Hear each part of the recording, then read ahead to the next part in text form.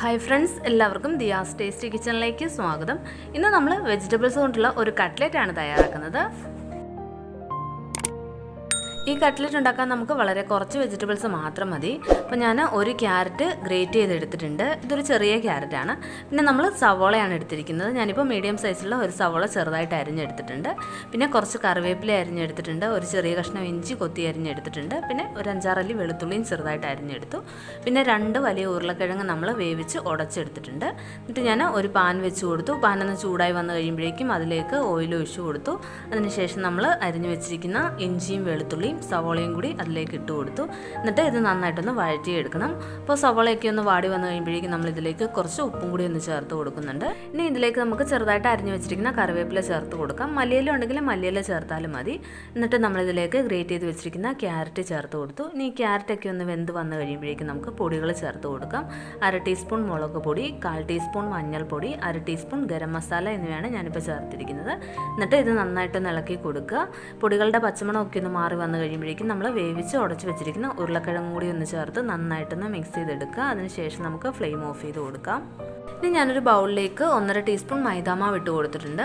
എന്നിട്ട് നമ്മളിതിലേക്ക് കുറേശ്ശായിട്ട് വെള്ളം ചേർത്തിട്ട് ഒന്ന് മിക്സ് ചെയ്തെടുക്കണം. നമ്മൾ കട്ട്ലറ്റ് ഈ മാവിൽ മുക്കിയിട്ടാണ് ഫ്രൈ ചെയ്തെടുക്കുന്നത്.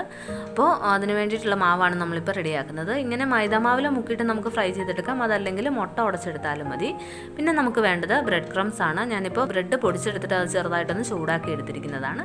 ഇനി നമ്മൾ റെഡിയാക്കി വെച്ചിരിക്കുന്ന വെജിറ്റബിൾസിൻ്റെ മിക്സ് കുറച്ചൊന്ന് തണുത്ത് വന്നു കഴിയുമ്പോഴേക്കും കട്ട്ലറ്റിൻ്റെ ഷേപ്പിൽ കൈകൊണ്ട് ഒന്ന് പരത്തിയെടുക്കുക.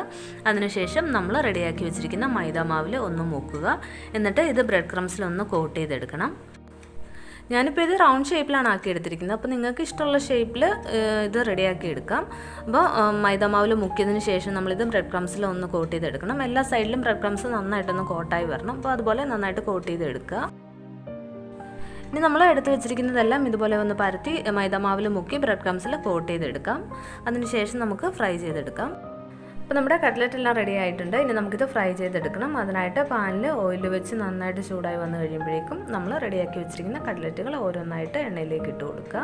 ഇതിൻ്റെ ഒരു സൈഡ് ഒന്ന് ഫ്രൈ ആയി വന്നു കഴിയുമ്പോഴേക്കും തിരിച്ചിട്ട് കൊടുക്കണം. അങ്ങനെ 2 സൈഡും നമ്മൾ തിരിച്ചു മറിച്ചിട്ട് ഫ്രൈ ചെയ്തെടുക്കണം. അപ്പോൾ ഇതാ നമ്മുടെ കട്ട്ലറ്റ് റെഡി ആയിട്ടുണ്ട്. ഞാൻ ഇനി ഇത് എണ്ണയിൽ നിന്നും കോരി മാറ്റുകയാണ്. അപ്പോൾ ഇത് കോരി മാറ്റിയതിന് ശേഷം നമുക്ക് ബാക്കിയുള്ളതും ഫ്രൈ ചെയ്തെടുക്കാം. അപ്പോൾ ഇതാ നമ്മുടെ കട്ട്ലറ്റ് ഇവിടെ റെഡി ആയിട്ടുണ്ട്. വളരെ എളുപ്പത്തിൽ തന്നെ നമുക്ക് തയ്യാറാക്കാവുന്നതാണ്. കുട്ടികൾക്കൊക്കെ ആണെങ്കിലും ഇഷ്ടപ്പെടുന്ന ഒരു ഈസി ആയിട്ടുള്ള കട്ട്ലറ്റാണ്. അപ്പോൾ എല്ലാവരും വന്ന് ട്രൈ ചെയ്ത് നോക്കുക. അപ്പോൾ ഇന്നത്തെ ഈ വീഡിയോ ഇഷ്ടമായെങ്കിൽ ലൈക്ക് ചെയ്യുക, കമൻറ്റ് ചെയ്യുക. നമ്മുടെ ഈ ചാനൽ സബ്സ്ക്രൈബ് ചെയ്യാത്തവരാണെന്നുണ്ടെങ്കിൽ സബ്സ്ക്രൈബ് ചെയ്യുക. അപ്പോൾ ഇനി അടുത്ത നല്ലൊരു വീഡിയോ ആയിട്ട് കാണാം. താങ്ക്